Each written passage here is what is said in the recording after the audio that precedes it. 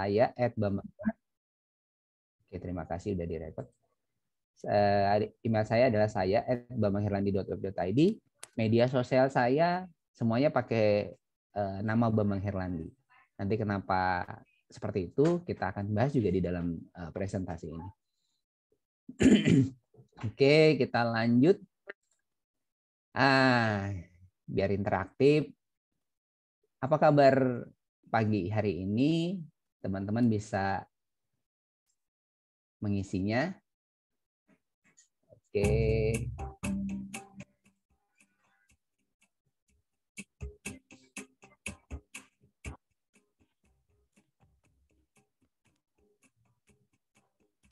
Jumlahnya sekitar 80-an ya yang ikutan. 60 80, 70 80.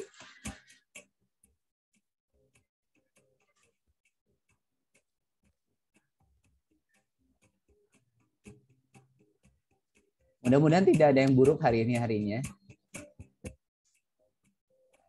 Tapi ada yang agak kurang baik harinya, 3 orang hari ini.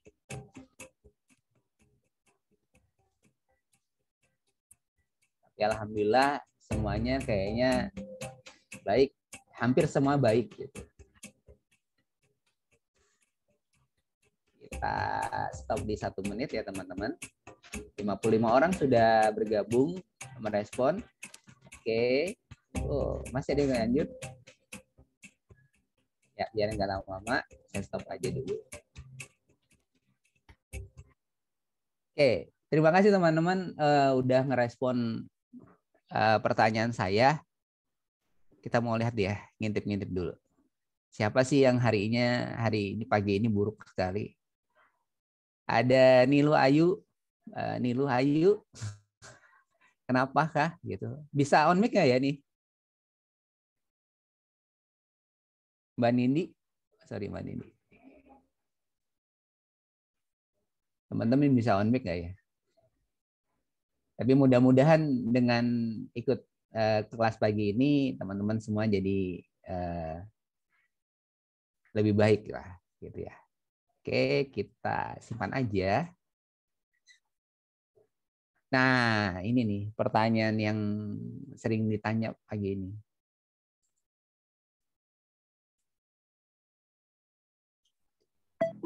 Oke.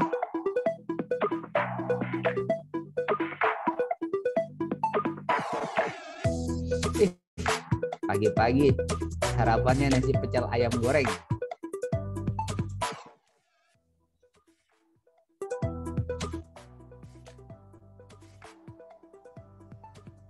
Wah, yang belum sarapan ternyata banyak ya. Semoga tetap kuat teman-teman kalau belum sarapan. Semoga tetap kuat walaupun belum sarapan ya teman-teman. Yang penting ayangnya udah nyemangatin pagi hari ini.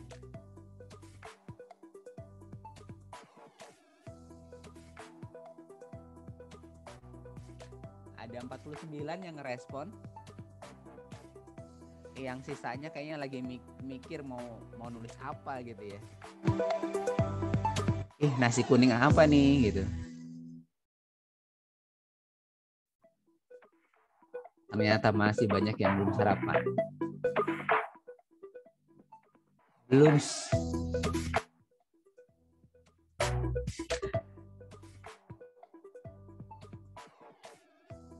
Wah, ini yang belum sarapan nih ya.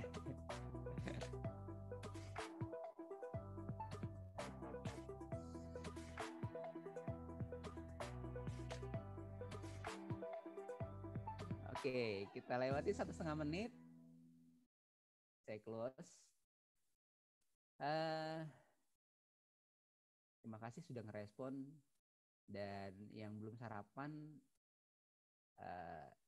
tetap semangat ya teman-teman.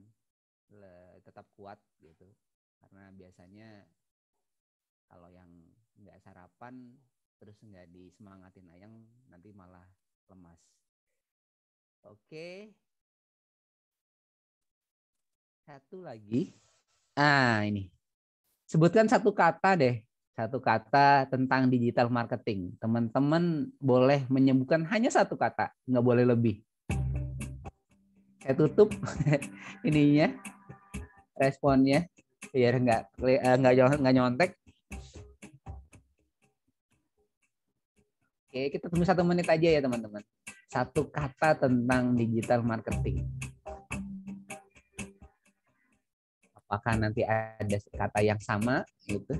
Apakah ada yang berbeda? Sudah 14 orang yang merespon.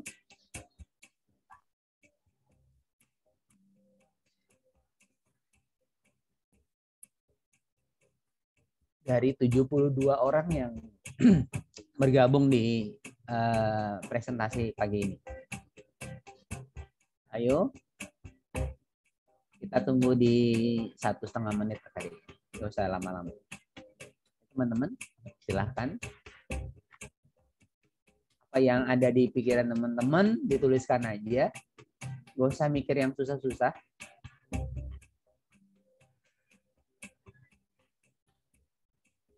Mikirin skripsi udah susah gitu. Kalau yang lagi skripsi atau yang lagi ada tugas.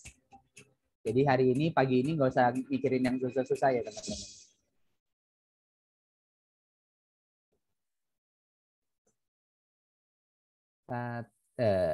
Satu setengah menit baru 40 orang. Nggak nyampe, 38. Saya masih nunggu setengah menit lagi. Apakah ada perkembangan bertambah?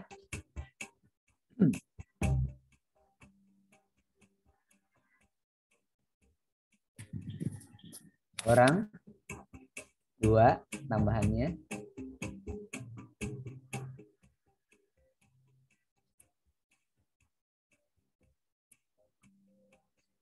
Oke. Saya tutup. Oke. Teman-teman, ini banyak nih, ada yang online, promosi, sosmed, modern. Nah, ini yang banyak disebut-sebut ya. Kreatif, keren. Oke. Semuanya benar, nggak ada yang salah, teman-teman. Oke, saya lanjut aja. Ya. Saya masuk ke presentasi saya.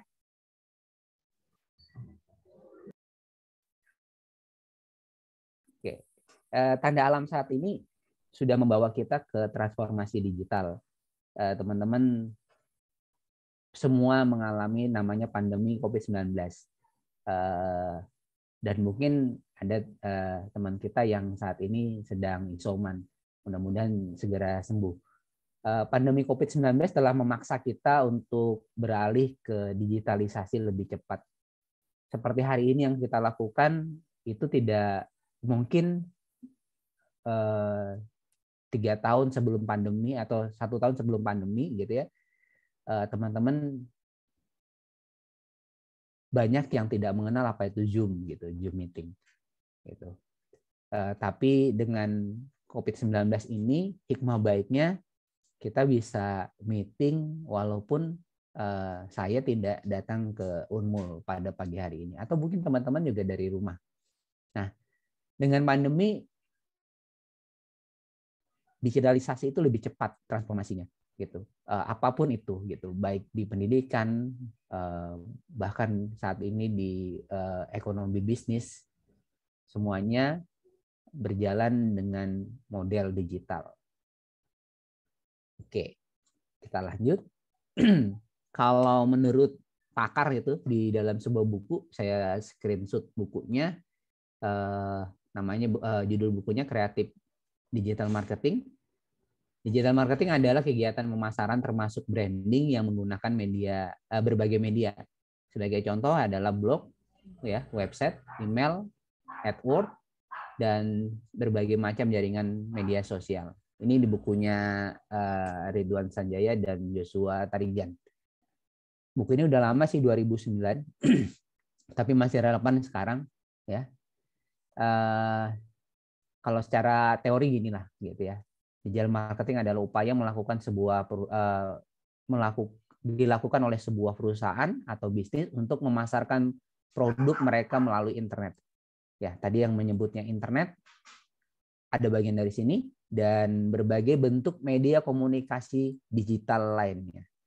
Nah, teman-teman pasti saat ini sedang menggunakan media komunikasi digital, ya. Ada HP, ada gadget yang lain, gitu. Nah, media komunikasi digital yang dicakup dalam digital marketing meliputi seperti yang tadi, ada email, ada website, media sosial, iklan berbasis internet, ya, atau lebih dikenal dengan AdSense gitu. Video, gambar, dan bentuk konten digital lainnya. Jadi digital marketing itu saat ini adalah bagaimana kita, ya, memasarkan produk kita itu menggunakan media digital, gitu. Tidak lagi mohon maaf, seperti sales datang ke rumah-rumah menawarkan. Itu mungkin di saat ini masih ada sih beberapa orang sales yang datang, tapi kita melihatnya lebih banyak digital marketing atau marketing itu sudah menggunakan mode digital. Oke. Nah, tujuannya teman-teman bisa lihat di sini, tujuan marketing saya highlight adalah menarik konsumen dan atau calon konsumennya, ya, secara cepat, ya. Bayangkan kalau misalnya kita harus door to door gitu, berkeliling kompleks untuk memasarkan produk, tapi dengan digital marketing ini kita hanya dari rumah gitu, tapi kita bisa memasarkan produk kita ke semua penjuru dunia, ya. Dengan sekali klik kita bisa langsung memasarkannya dengan luas. Nah, itu yang yang bisa kita lakukan gitu. Hal yang berbeda kalau misalnya kita lakukan secara manual. Nah, kelebihannya seperti tadi, yang pertama adalah cepat, ya, kecepatan penyebaran. Jadi kita bisa bayangkan misalnya kalau door to door harus satu rumah aja misalnya berapa menit gitu ke rumah lain gitu. Kemudian atau kalau misalnya kalau teman-teman mungkin sering lihat di pinggir jalan di toko-toko handphone, digital marketingnya menggunakan promo di pinggir jalan gitu. Nah, itu juga mungkin tidak secepat kalau kita menggunakan internet atau digital marketing. Yang kedua adalah kemudahan evaluasi. Teman-teman bisa lihat perkembangan penjualan produknya dengan mode digital ini lebih mudah gitu. Kenapa? Karena kita bisa lihat yang sudah masuk keranjang berapa banyak gitu. Kemudian yang dijual udah berapa banyak, ya. Kemudian yang dapat feedback bagus udah berapa banyak. Keuntungannya berapa banyak itu kelihatan semua di situ. Teman-teman bisa evaluasi hasil penjualannya lebih cepat gitu. Kemudian tadi jangkauannya lebih luas, ya. Jangkauannya lebih luas. Kita duduk di rumah saja seperti di saat ini. Saya duduk di rumah di depan komputer saya, tapi saya bisa berbagi dengan teman-teman yang mungkin juga tidak sedang duduk di kampus, tapi duduk di rumah atau di tempat kos gitu. Maka digital itu jangkauannya lebih luas, ya. Nah, kita gabungin dengan marketing, maka penjualannya lebih luas. Kita bisa bayangkan misalnya teman-teman yang ada, mohon maaf, di agak jauh di pelosok misalnya, anggap aja Mahamulu lah di Kalimantan Timur, di Mahamulu, kemudian mau jualan produk gitu, tapi hanya lingkup di Mahamulu, ya berarti terbatas di situ kalau misalnya berjualan manual gitu ya. Tapi kalau teman-teman sudah berjualan secara digital, walaupun di Mahamulu, bisa saja pembelinya dari Balikpapan, dari luar kota yang lain gitu. Jadi jangkauannya sangat luas, ya. Yang penting memang salah satunya adalah koneksi internet kita baik, karena memang kebutuhan dasar dalam digital marketing saat ini adalah internet. Murah dan efektif.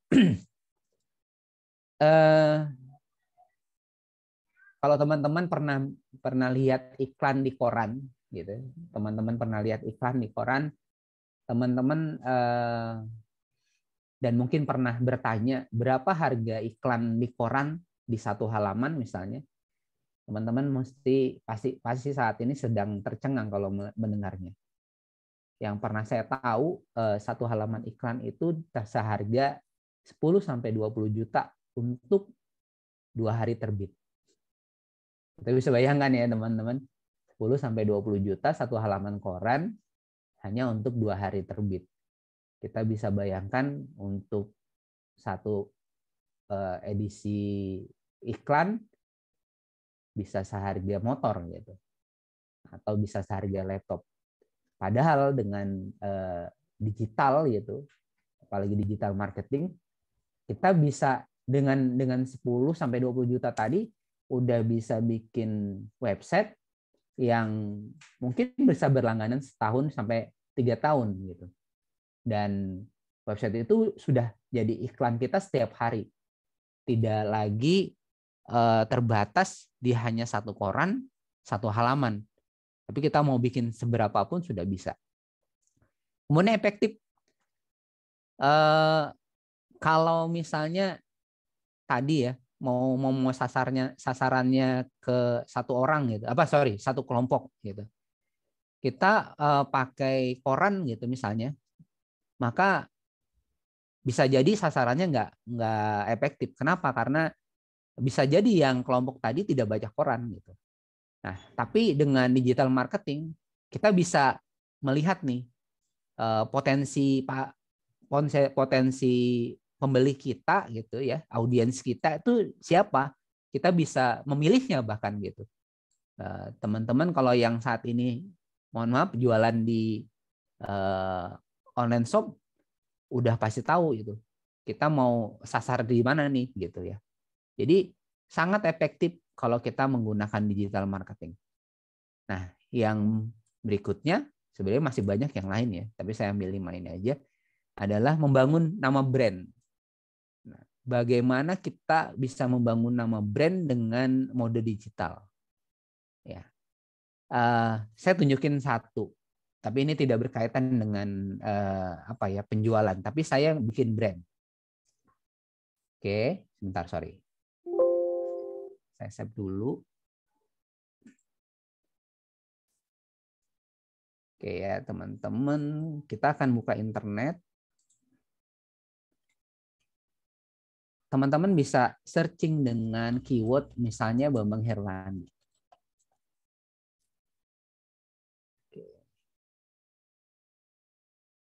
Ya, ini ada yang terjadi. Ya, ini yang terjadi kalau teman-teman searching dengan kata Bambang Herlandi di Google gitu ya. Halaman pertama isinya adalah halaman saya gitu. Gimana kok bisa seperti ini? Ya tadi kita membangun brand. Tapi syaratnya adalah pertama kita harus punya alat untuk membangun brand tadi. Salah satunya yang saya pakai adalah website atau blog saya. Dan kita punya media sosial yang bisa dijadiin jembatan untuk mengarahkan orang ke profil kita. Nah, ini salah satu cara supaya brand itu bisa muncul. Atau contoh lain misalnya Microsoft,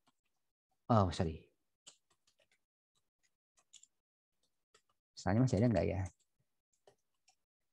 Misalnya gini, saya punya brand seperti ini, kayaknya beberapa waktu yang lalu saya masih ada. Oke, ini. Saya bisa dapatin nih keyword pelatihan Microsoft 365 di halaman pertamanya Google dengan kalimat tadi. Kata kunci tadi. Nah, bagaimana bisa seperti ini? Itu nggak kujuk-kujuk datang gitu teman-teman. Tapi kita harus bisa membangun. Teman-teman coba perhatikan ini. Saya tidak bukannya menyombongkan diri, cuma kita bisa lihat nih yang baris pertama ya, itu ada Udemy. Udemy itu adalah sebuah platform pelatihan digital gitu ya, secara digital, pelatihan online gitu, yang bisa diakses kapan aja dan sudah terkenal seluruh dunia. Nah, ini ada di halaman pertama. Microsoft di baris keduanya. Microsoft pun itu kalau teman-teman lihat di sini ada status iklan. Berarti ini berbayar ya. Jadi gitu.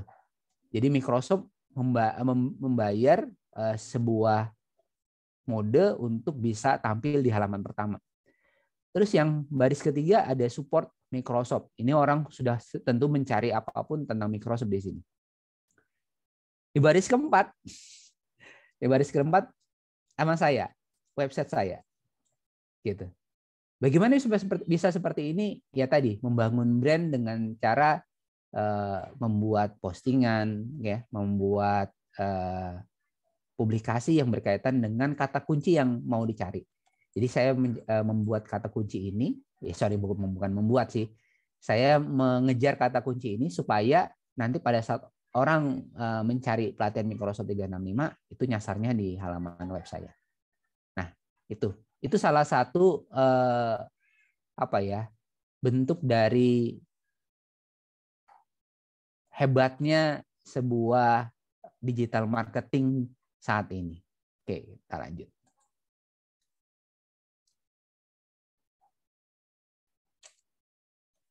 Nah, jenisnya apa aja? Salah satu yang tadi sudah saya tunjukin adalah website. Jadi sebuah digital marketing itu banyak jenisnya, teman-teman. Bisa pakai apa saja. Orang bisa menyebutnya ini strategi digital marketing atau cara memasarkan digital marketing atau cara menyebarluaskan digital marketing. Saya menyebutnya jenis digital marketing. Yang pertama adalah website. Itu udah wajib sih sebenarnya kalau website. Kalau kita mau membangun sebuah brand kemudian tidak punya website, ya kalau saya bilang jangan berharap banyak. Tapi kalau misalnya ada yang bertanya, kan saya ada yang menyatakan misalnya, kan saya punya media sosial. Iya, media sosial bisa. Cuma kita nanti lihat media sosial itu fungsinya apa sih, gitu. Tidak semua media sosial itu bisa di searching di Google. Ya, mungkin teman-teman coba cek sendiri deh. Coba cari postingan apa yang teman-teman cari, tapi yang tujuan yang ketemunya adalah media sosial. Ya. Kalau teman-teman cari di Google, yang ketemu adalah halaman web, halaman blog, gitu.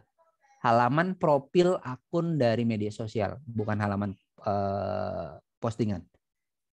Oke, yang kedua adalah search engine marketing. Yang tadi kita coba contohkan, search engine. Bagaimana kita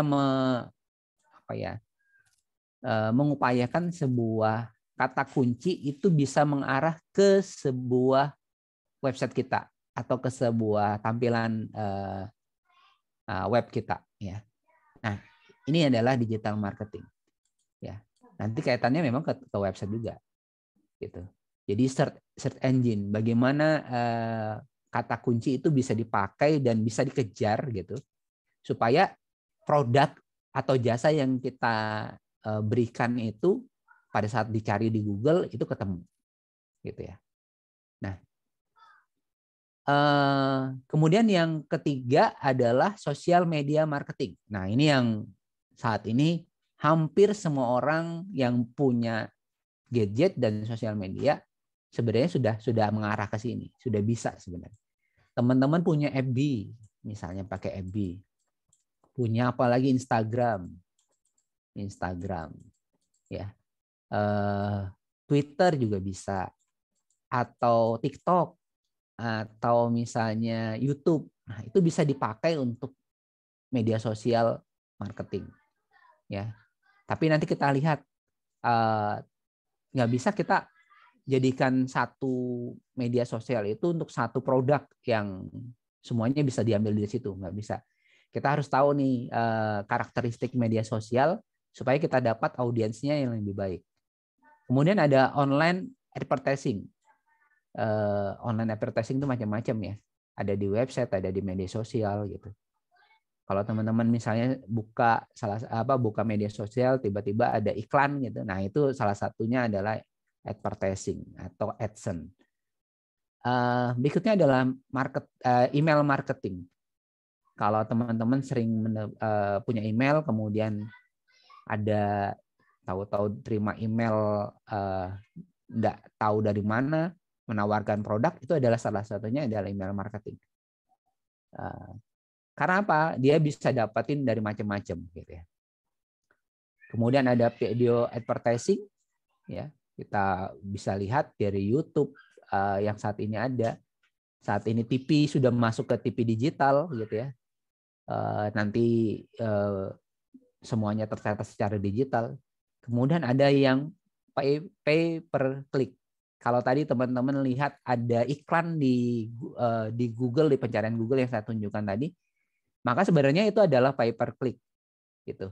Bagaimana kita membayar ke Google atau ke mesin pencari lain agar brand kita bisa ada di halaman pertama dengan kata kunci tertentu. Nah, sampai keribetan.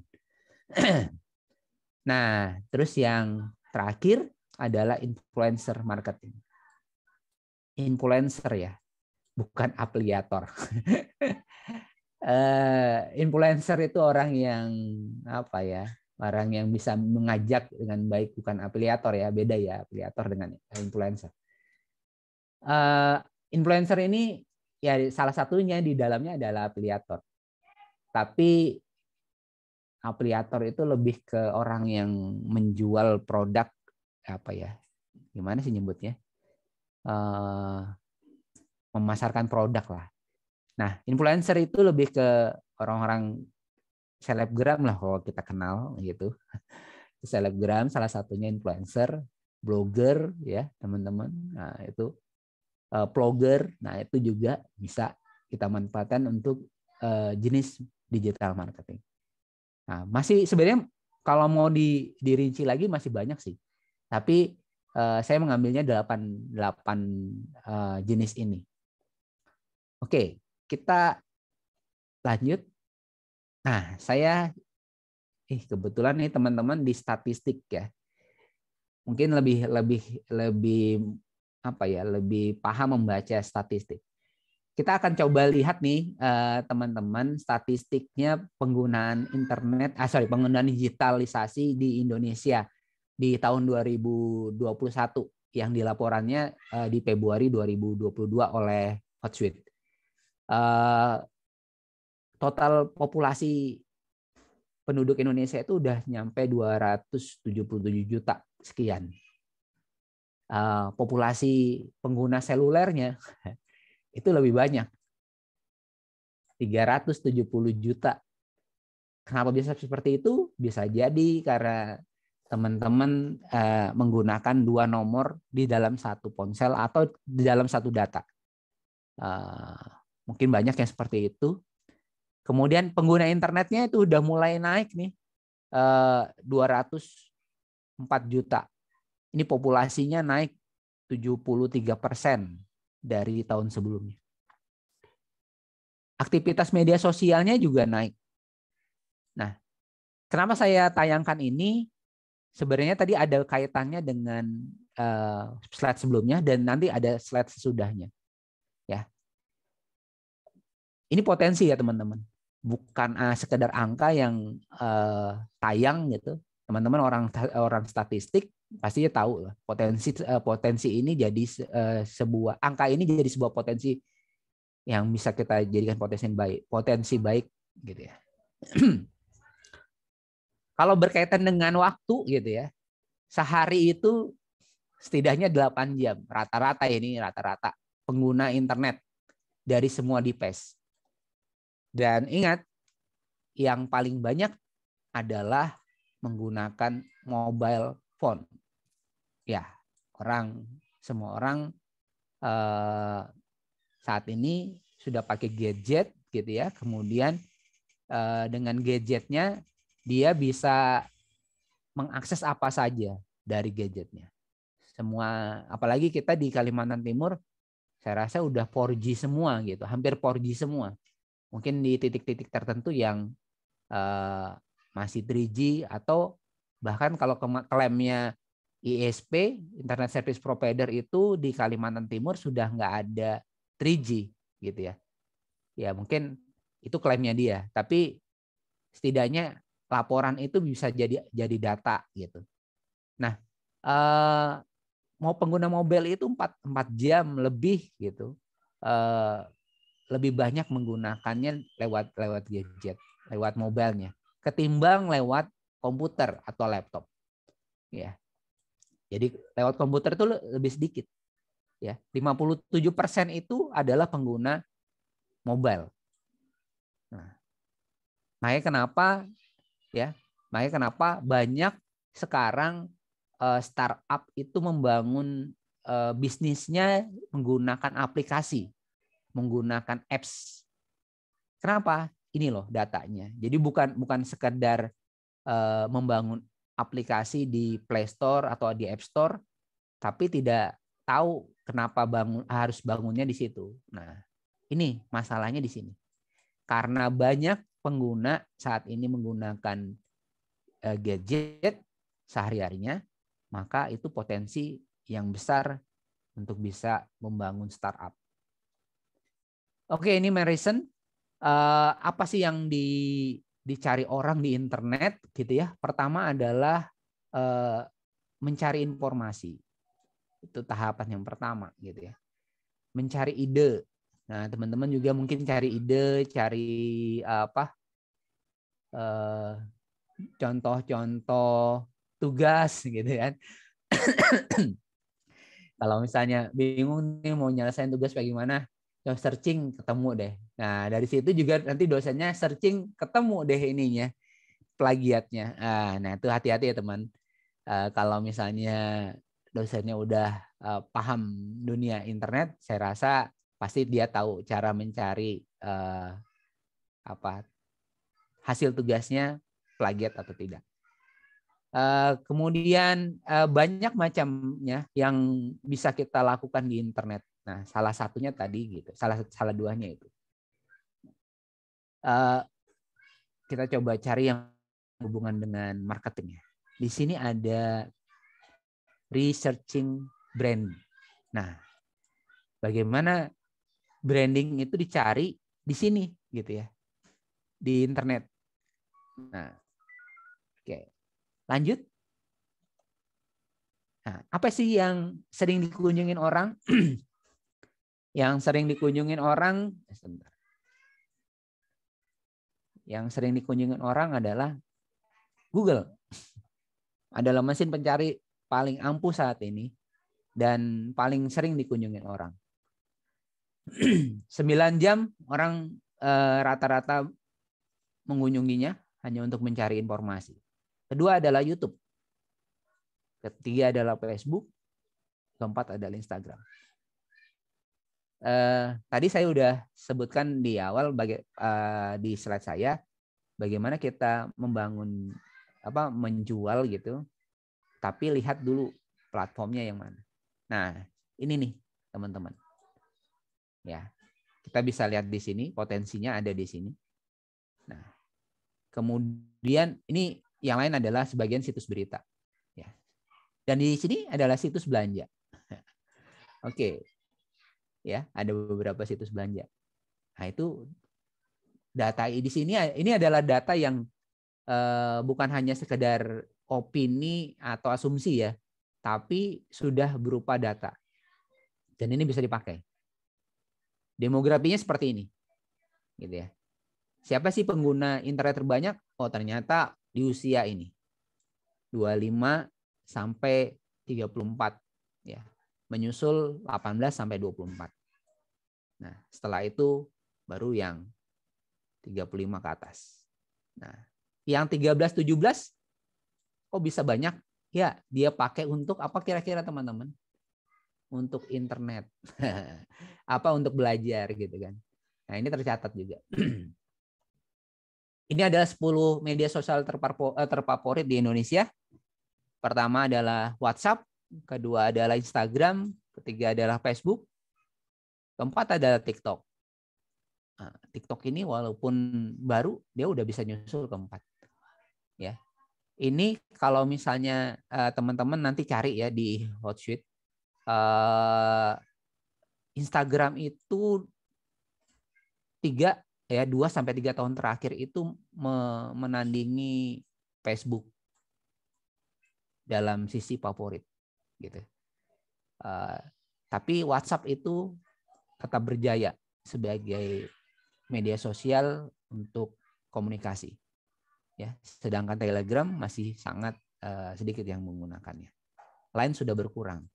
Discord ini buat para gamer biasanya. Oke, kita lanjut. Apa yang dicari orang di internet? Nah, nih HP gitu. Ini adalah kata-kata kunci yang dicari orang di internet, gitu ya teman-teman. Nah, kata-kata kunci ini yang nanti mengarahkan ke website atau ke blog atau ke halaman lain yang bisa diakses oleh Google. Oke. Apa yang pencarian apa yang dilakukan gitu ya, dicari di internet. Pertama adalah orang menggunakan sebagai search engine. Yang kedua adalah media sosial advertising. Yang ketiga adalah media sosial komen. Dan ada yang keempat ada brand website. Dan seterusnya banyak. Nah, dari sini sebenarnya teman-teman bisa menentukan cara memulai digital marketing. Yang pertama adalah siapkan alat. Nah, kita tahu nih tadi alat apa yang bisa dipakai untuk menjual produk kita menggunakan melalui digital marketing. Nah, teman-teman harus tahu misalnya FB, Facebook itu audiennya siapa? Instagram, IG, ya, itu audiennya siapa? Saya contohin 2 ini aja. FB dan Instagram itu sebuah media sosial yang kalau ditelusuri lebih dalam, audiensnya berbeda. Kenapa berbeda? FB itu audiensnya lebih ke orang dewasa. Maksudnya orang dewasa adalah orang yang sudah berkeluarga rata-rata. Gitu. Ini adalah audiensnya FB. Audiensnya IG itu lebih ke anak muda. Flexing. Ya, mau pamer. Oke. 2 ini aja udah berbeda. Sorry ya. 2 platform ini sudah berbeda. Nah, dengan 2 platform yang berbeda, teman-teman harus bisa nih menentukan alat apa yang bisa saya gunakan untuk menjual. Jangan salah alat. Contoh misalnya, saya contohkan. Teman-teman mau jualan peralatan rumah tangga. Nggak akan banyak peminatnya kalau teman-teman jualannya di IG. Kenapa? Kembali lagi ke tadi. Audiensnya adalah anak muda. Ya rata-rata mungkin gitu ya. Sebagian adalah belum berkeluarga. Tapi kalau teman-teman jualan alat rumah tangga itu di FB, audiensnya banyak. Ya. Kenapa? Karena memang audiensnya gitu adalah orang yang sudah berumah tangga dan memerlukan alat-alat rumah tangga tersebut. Jadi jangan salah kalau misalnya teman-teman lihat di FB iklannya ya produk rumah tangga atau produk orang dewasa dibanding dengan yang di IG. Ya, IG lebih banyak ke flashing gitu, lebih ke pamer. Oke. Yang kedua adalah siapkan konten. Teman-teman juga kalau sudah punya alat harus siapkan konten. Nggak mungkin kita nggak posting di media sosial kita ya atau di website kita gitu. Tapi harus tetap kita posting. Nah, ada satu alat yang wajib teman-teman miliki adalah web. Mau pakai media sosial apa aja, ya, teman-teman wajib punya web. Buat apa? Saya analogikan gini ya. Web itu kayak toko atau supermarket lengkap ya. Sedangkan FB, Instagram itu adalah marketingnya, orang yang memasarkannya. Jadi tokonya itu nggak akan bisa terlihat didatangin orang kalau pemasarnya ya, orang marketingnya itu nggak memasarkan dan nggak ngelingkan ke sini. Tapi kalau cuma orang marketing aja yang cuap-cuap, dia juga nggak akan bisa maksimal. Karena apa? Karena tidak ada toko yang bonafit, tidak ada toko yang valid untuk dikunjungi. Nah, jadi analoginya seperti itu. Jadi teman-teman wajib punya website sebagai tokonya, gitu. Sedangkan media sosial yang lain itu sebagai jembatannya atau marketingnya. Kita tetap posting di sini, gitu ya. Kemudian, siapkan konten dan siap posting ya. Oke. Kemudian evaluasi. Nah, evaluasi itu kita bisa lihat nih, teman-teman kalau pakai Instagram bisnis atau FB bisnis, di situ kita bisa lihat engagement-nya pengguna. Kita tahu nih pengguna yang lihat itu berapa orang, kemudian yang berkunjung berapa orang, yang komen berapa orang, itu bisa terlihat dari sini. Kita bisa evaluasi. Di website juga gitu. Di website itu bisa lengkap evaluasinya. Yang berkunjung itu dari negara mana, dari kota mana, kemudian apa saja yang dicari. Nah, itu bisa kelihatan. Makanya kalau tadi kita lihat di slide sebelumnya, evaluasinya lebih lengkap di sini. Nah, yang terakhir adalah bergabung di komunitas. Teman-teman kalau jualan sendirian gitu, merasa mungkin paling hebat sendiri jualannya, nggak ada yang nandingin gitu. Tapi sebenarnya salah. Kita harusnya punya prinsip seperti pedagang di pasar gitu, ya. Rezeki nggak akan ketukar. Di sebelah itu jualan sama dengan kita, dia nggak akan rezekinya nggak akan kemana gitu. Kalau memang hari ini rezeki kita, ya tetap siapapun yang datang ke toko kita, tidak ke sebelah, atau misalnya di sebelah lihat-lihat belinya ke kita. Nah, itu prinsip itu yang mungkin kita perlu pegang pada saat kita masuk ke digital marketing. Karena apa? Karena kita nggak bisa buat toko sendiri gitu ya, kemudian tidak ada saingan, kita merasa paling hebat sendiri. Padahal gitu, mohon maaf, di luar sana masih ada yang lebih hebat. Makanya lebih baik kita masuk ke komunitas biar kita tahu nih kemampuan kita di mana, kekurangan kita di mana. Nah, kalau di pasar itu kan komunitasnya orang pasar jadi ketemunya, saling diskusi gitu kan, bahkan harganya bisa dia samakan gitu. Nah, bayangkan harganya dia bisa samakan, tapi rezekinya nggak akan beda gitu. Nggak akan sama karena rezekinya sudah masing-masing gitu. Nah, seperti itu teman-teman. Jadi komunitas itu penting. Kalau kita nggak masuk komunitas dalam sebuah sebuah mode itu ya kayak orang terlalu sombong gitu ya. Nah, seperti teman-teman saat ini sudah bergabung di komunitas himpunan mahasiswa statistika. Itu adalah salah satu cara teman-teman bisa mencari informasi gitu ya, bertukar pikiran dan lain sebagainya. Oke. Nah, ini kesalahan umum digital marketing. Kesalahan umum digital marketing. Cek.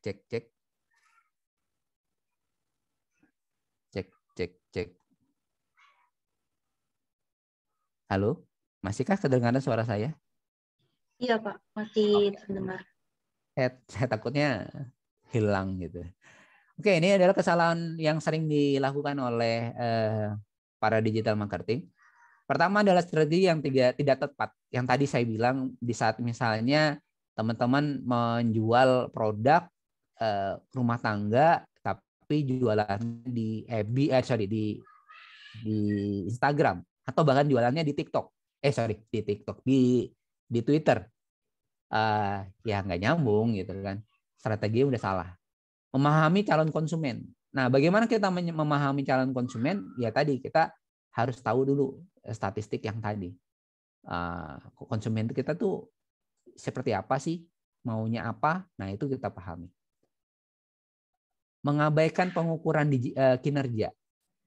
Kalau di mode digital, baik itu media sosial, web, bahkan misalnya cash register digital gitu, itu udah ada namanya pengukuran kinerja. Hari ini apa sih barang yang banyak gitu, yang banyak dibeli orang, sebulan ini apa sih yang sering dipesan orang. Nah, itu kelihatan di sini. Jangan diabaikan teman-teman. Kalau teman-teman mengabaikan itu, berarti teman-teman sudah mengabaikan tanda alam untuk teman-teman dapat untung lebih besar. Nah, yang berikutnya adalah mengabaikan storytelling dan copyright. Yang tadi saya sebut, storytelling dan copyright itu berkaitan dengan web ya. Lebih banyak ke web, lebih banyak ke postingan. Nah, postingan kita itu jangan sekedar jual tapi nggak ada historinya apa, nggak ada ceritanya apa. Orang nggak akan Kalau saya pribadi pada saat saya belanja, yang saya perlukan adalah keterangan produk. Kalau keterangan produknya nggak jelas, saya lewatin.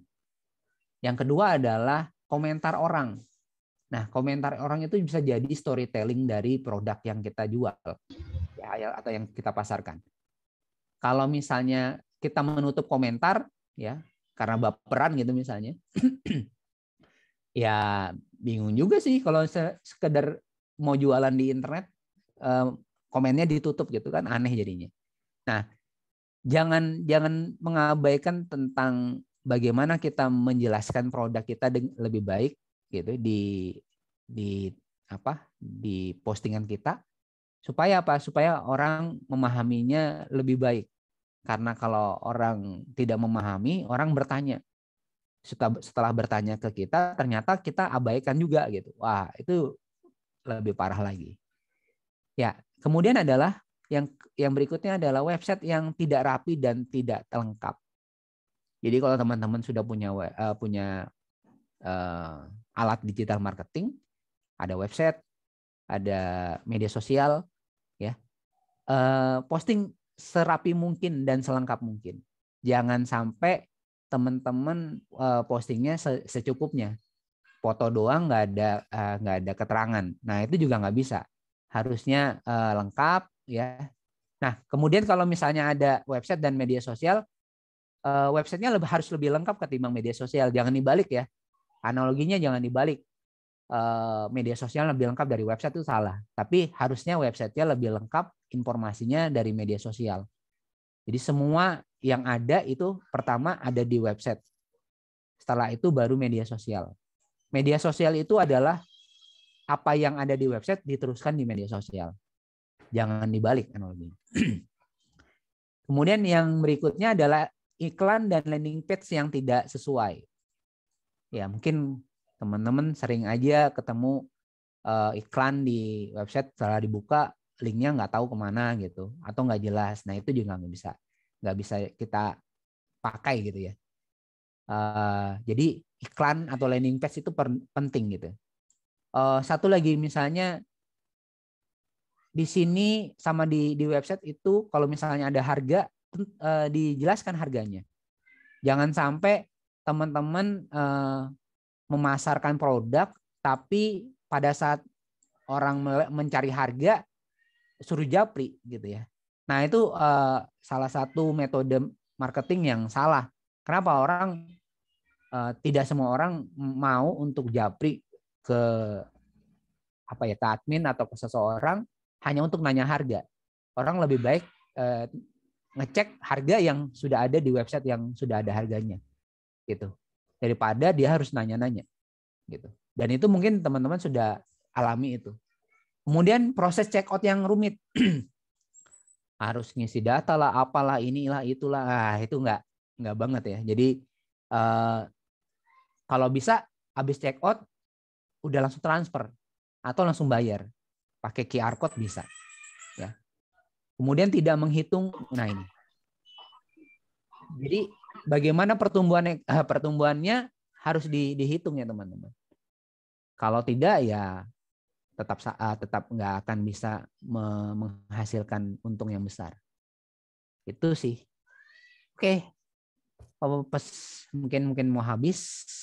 Pesan dari saya, buka peluang bisnis ya dengan digitalisasi dan kreativitas. Kuncinya adalah digitalisasi dan kreativitas. Kalau teman-teman saat ini sudah ada alat digital, ya saya rasa udah pakai digital. Tapi satu lagi kuncinya adalah kreativitas. Kalau teman-teman nggak kreatif dalam memasarkan produknya, ya, atau jasanya gitu, ya nggak akan bisa dicari orang dan ketemu. Ya, palingnya nanti ketemunya mood to mood aja, mulut ke mulut gitu ya. Oke, mungkin itu dari saya. Apakah kita bisa cari respon ini? Apa yang Anda dapat dari pertemuan pagi ini? Oke. Kemudian tidak tertidur semua.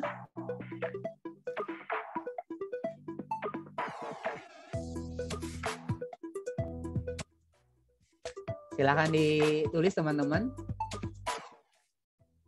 76 orang yang bergabung di presentasi ini. Kita mau lihat seperti apa sih apa yang teman-teman dapat di presentasi pagi ini, ya.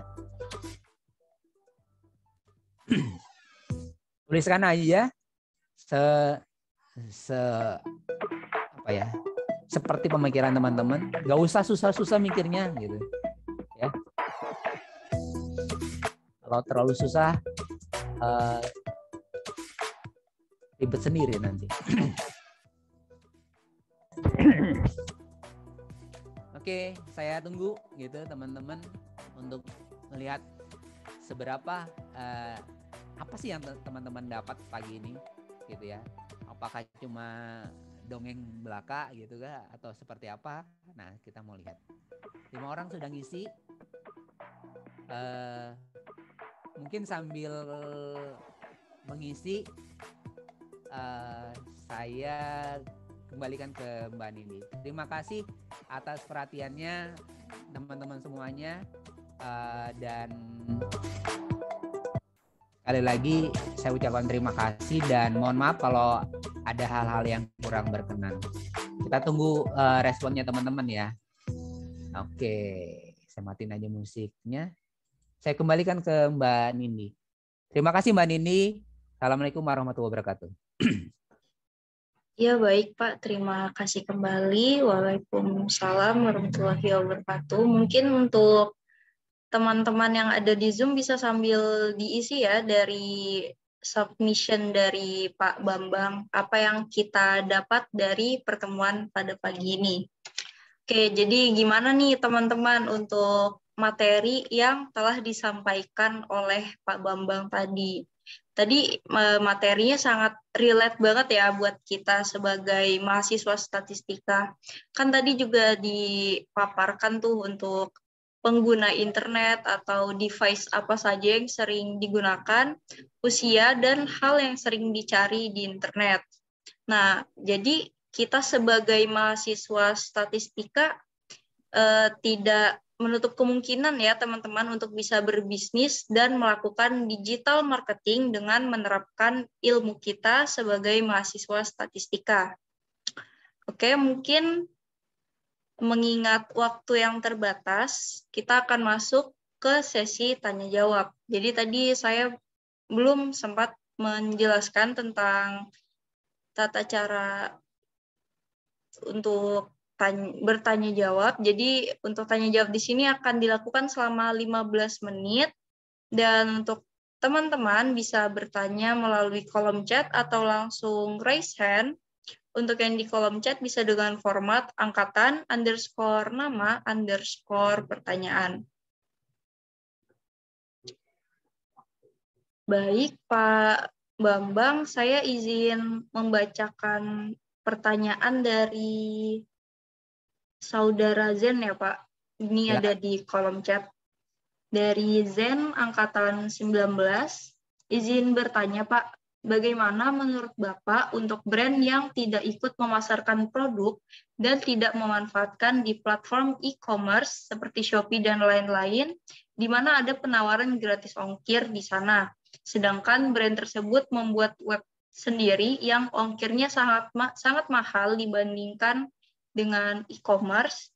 Apakah itu merupakan strategi yang tepat, Pak? Terima kasih, Pak.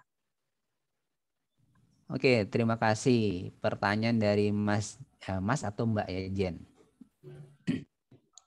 Oke, kedengaran ya suara saya? Iya, terdengar, Pak. Ya, kalau ditanya apakah itu strategi bisnisnya dia, bisa jadi iya. Tapi yang kalau menurut saya ya, kalau menurut saya pribadi itu sebuah strategi yang kurang tepat.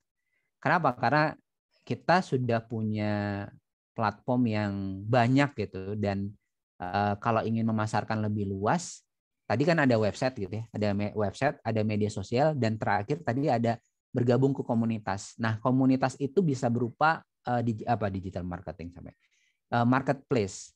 Bagaimana ya tadi komunitas, kayak tadi saya bilang kan komunitasnya orang jualan di pasar. Nah, itu kita bisa masuk di marketplace.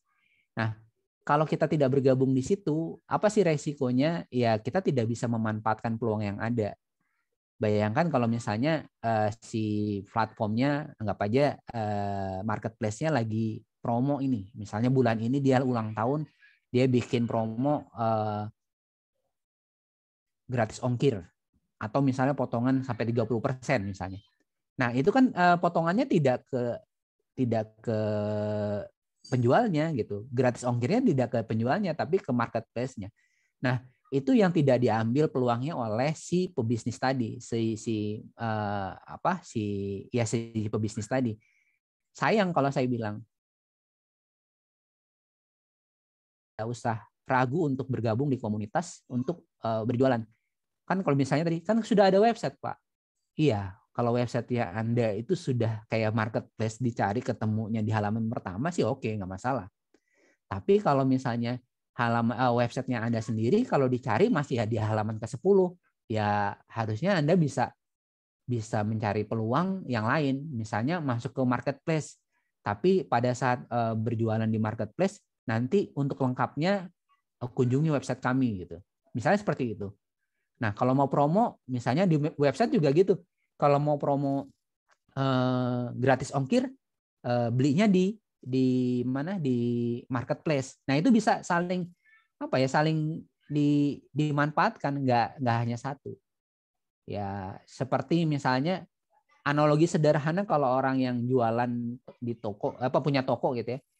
Dia punya toko di pasar, dia punya toko di rumah, dia bisa jualan dari rumah, dia juga bisa jualan di pasar. Nah, seperti itu. Jadi tetap harus, kalau saya sih tetap harus saya manfaatin. Orang di marketplace nggak ngerugiin kita kan, gitu. Kenapa?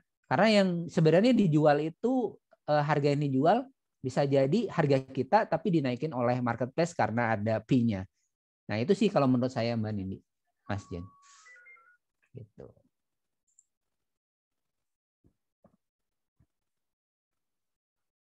Baik, terima kasih Pak Bambang atas penjelasan dari pertanyaan Saudara Zen. Untuk pertanyaan kedua nih Pak, dari Nurlia Suci, Angkatan 20.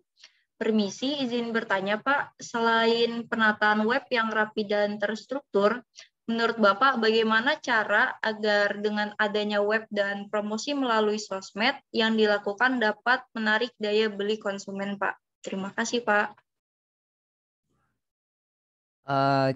Untuk menarik daya beli konsumen itu banyak cara ya. bisa pertama kita desain website kita sebagus mungkin, semenarik gitu. Karena kenapa? Karena kalau websitenya tidak menarik atau postingan di medsosnya tidak menarik, orang juga tidak tidak berlama-lama di website kita atau di postingan kita. Karena apa? Karena salah satu yang membuat orang itu tertarik ke website kita, ke penjualan kita ya, adalah eye-catching ya. Yang teman-teman perlu perhatikan adalah eye-catching. Tampilan itu perlu. Kalau ada istilah misalnya jangan jangan lihat buku dari covernya saja. Kalau saya balik gitu. Orang nggak akan lihat isinya buku kalau nggak lihat covernya.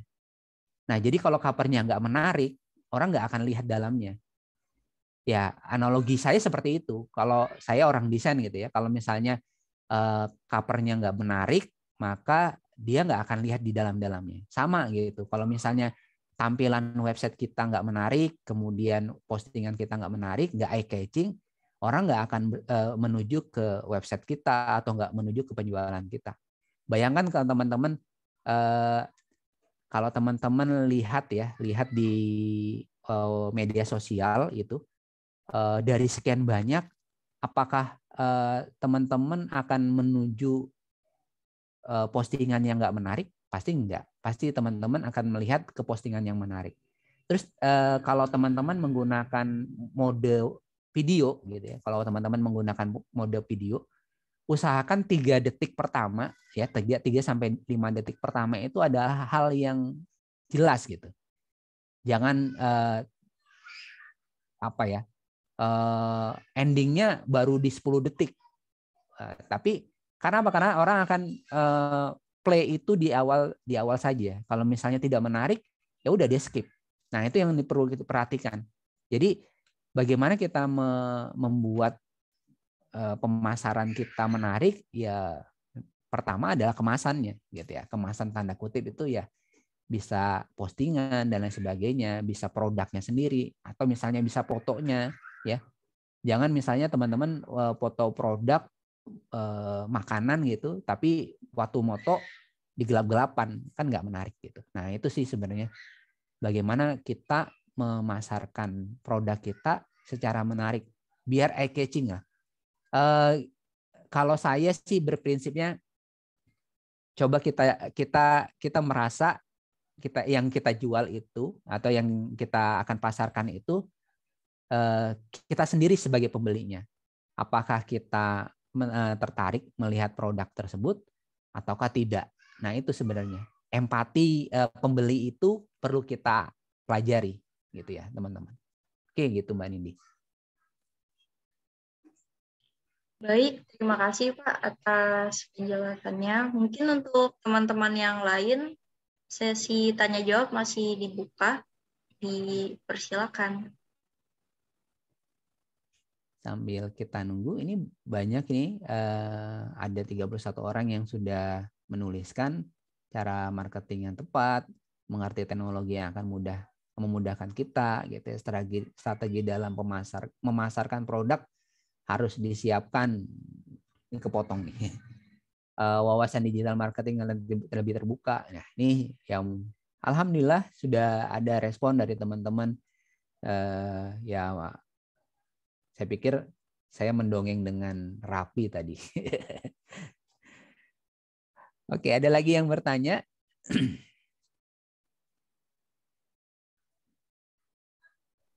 Mungkin sambil menunggu teman-teman yang lain untuk bertanya, mungkin saya yang akan bertanya, Pak. Boleh, silakan. Jadi kan tadi dijelaskan untuk promosi ini sendiri kita harus memilih platform yang jelas seperti Instagram atau Facebook, dan kita juga harus tahu target pasar kita siapa.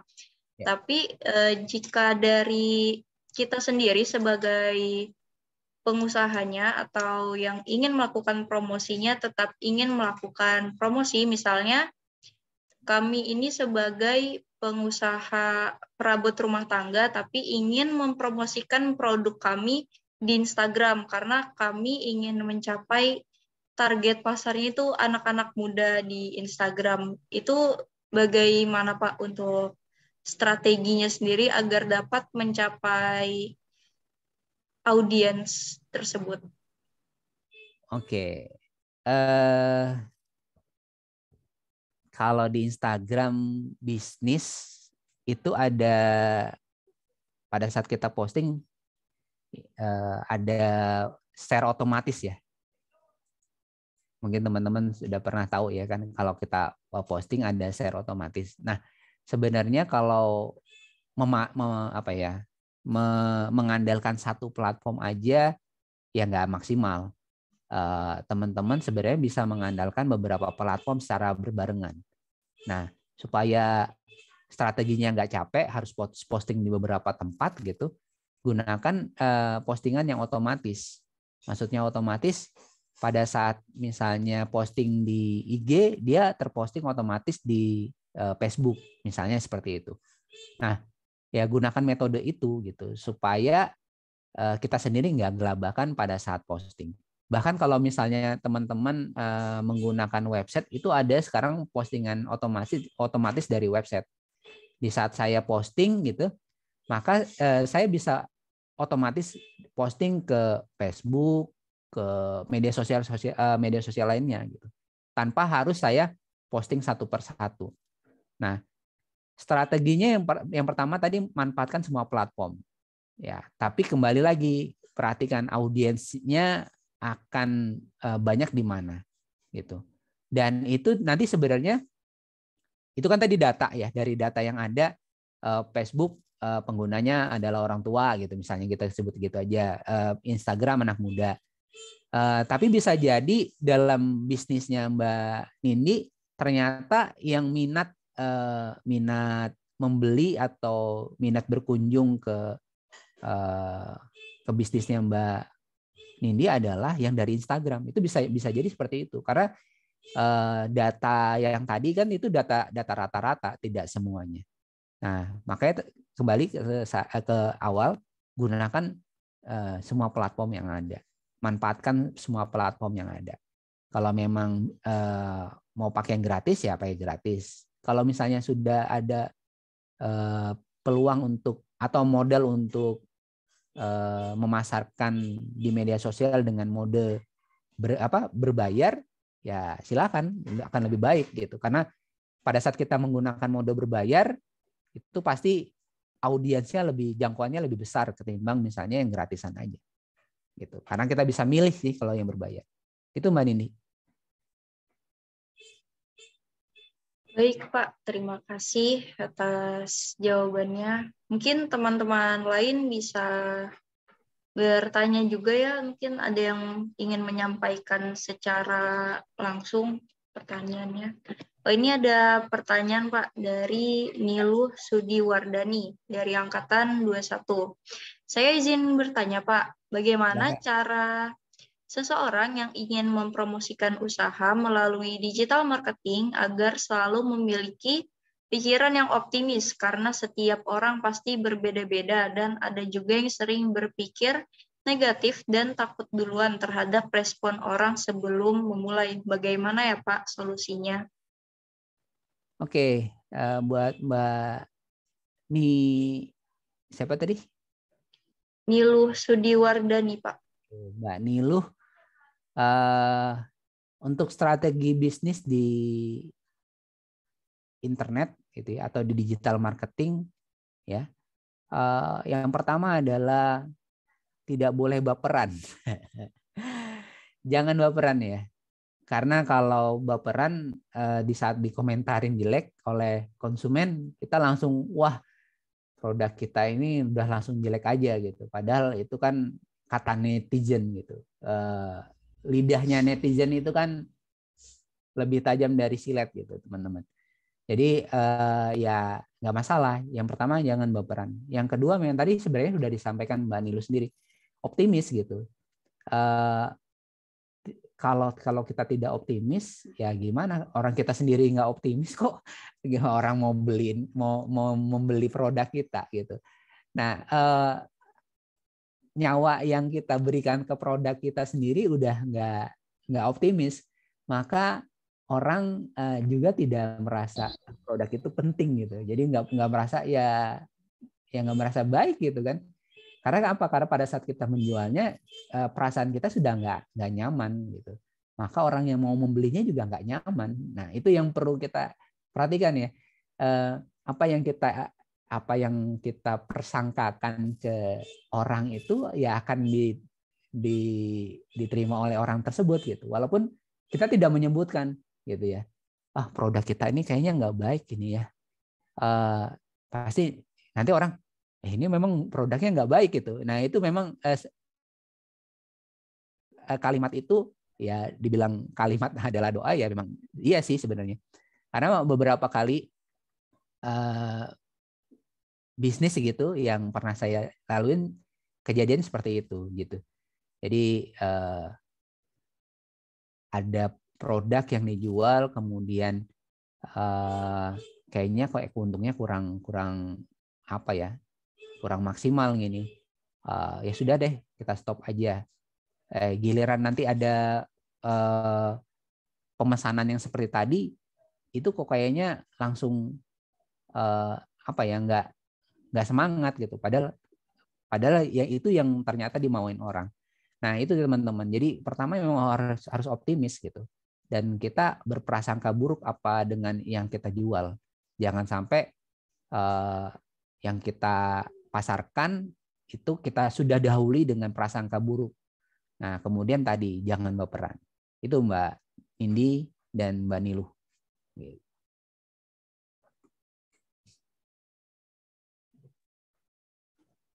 Baik, terima kasih atas jawabannya. Jadi untuk memulai bisnis di digital marketing ini kita juga harus percaya diri dulu ya Pak, harus punya percaya diri yang tinggi untuk membangun bisnis kita, karena kan kita nggak tahu respon orang-orang di luar itu bakal gimana terhadap produk kita. Ya benar, percaya diri pasti haruslah, tapi tetap kita imbangin dengan tadi data ya. Jadi kalau teman-teman di statistik itu sudah pasti pintar menggunakan data, dan data itu yang paling efektif buat kita. Memang tidak 100% data itu benar ya. Karena mungkin diambil dari rata-rata atau dari asumsi yang sering muncul gitu. Nah, tapi data itu bisa kita pegang untuk jadi acuan kita gitu. Nah, jangan sampai kita masuk ke dunia bisnis tapi tidak punya data gitu ya. Jadi seolah-olah kita masuk ke hutan yang kita sendiri nggak tahu hutan itu berbahaya atau tidak. Nah, jadi tetap memiliki data. Jadi sebelum kita berbisnis ya kita harus pelajari dulu bisnisnya seperti apa, kemudian audiensnya siapa, ini kedepannya menjanjikan atau tidak gitu ya. Nah seperti itu. Jangan misalnya, mohon maaf ya, sering kita melihat bisnis-bisnis yang hanya tumbuh di saat tren saja, gitu ya. Setelah trennya hilang, ya hilang. Ya, mungkin kita bisa lihat-lihat beberapa tren seperti itu kan.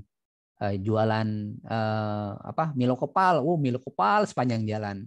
Giliran sudah trennya turun, ya hilang. Akhirnya nggak panjang bisnisnya. Jadi perlu kita pelajari bisnis itu apakah nanti memang berjangka panjang atau tidak gitu. Terus resikonya juga perlu kita hitung ya. Oke, gitu Mbak. Baik Pak, terima kasih banyak. Baik, untuk teman-teman mungkin karena sudah melewati 15 menit mungkin ya, jadi sesi tanya jawab akan saya tutup, dan saya ingatkan kembali untuk teman-teman yang belum mengisi presensi dapat mengisi presensi terlebih dahulu. Baik, terima kasih banyak Pak Bambang atas penyampaian materinya. Jadi yang dapat saya simpulkan dari acara kita pada pagi hari ini adalah pentingnya mengetahui siapa target marketing kita, dan sebelum memulai digital marketing ini kita juga harus memiliki data sebagai acuan dalam memulai bisnis kita di media digital ini. Dan tentunya dari kesalahan umum yang telah disampaikan Pak Bambang sebelumnya, kita sebisa mungkin harus meminimalisir kesalahan yang muncul. Ya. Baik, dengan berakhirnya acara kita pada pagi hari ini, marilah kita mengucapkan hamdalah. Alhamdulillahirrabbilalamin. Semoga apa yang kita dapatkan pada pagi hari ini menjadi berkah untuk kita semua. Dan selanjutnya adalah sesi dokumentasi. Kepada teman yang bertugas, saya persilakan. Oke, kita dokumentasi. Baik, terima kasih atas kesempatannya. Di sini saya akan memandu jalannya sesi dokumentasi. Mungkin teman-teman yang tidak terkendala bisa menyalakan kamera terlebih dahulu.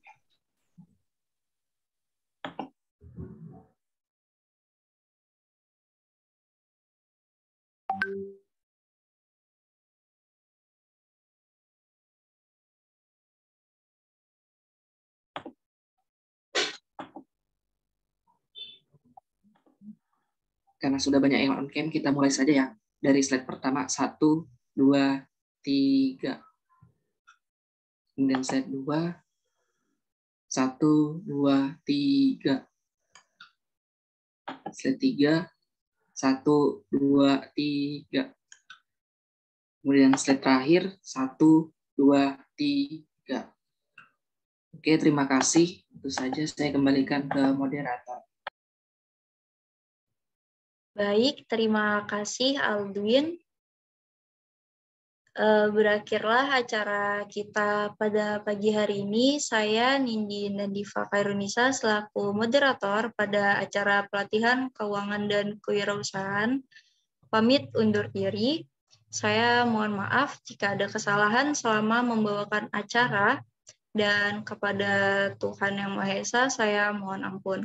Saya akhiri. Wassalamualaikum warahmatullahi wabarakatuh dan selamat siang. Waalaikumsalam warahmatullahi wabarakatuh. Terima kasih teman-teman semuanya. Mohon maaf kalau ada hal-hal yang kurang berkenan. Oh ya, mohon maaf lahir batin dan selamat menunaikan ibadah puasa buat yang menunaikan. Ya, terima kasih banyak Pak Bambang sudah berkenan mengisi acara kami pada hari ini. Sehat selalu Pak, selamat menunaikan ibadah puasa juga. Ya, terima kasih. Semoga bermanfaat ya teman-teman. Amin, terima kasih Pak. Oke, saya izin live duluan ya Mbak. Ya, baik Pak. Silakan. Terima kasih Pak. Assalamualaikum. Waalaikumsalam.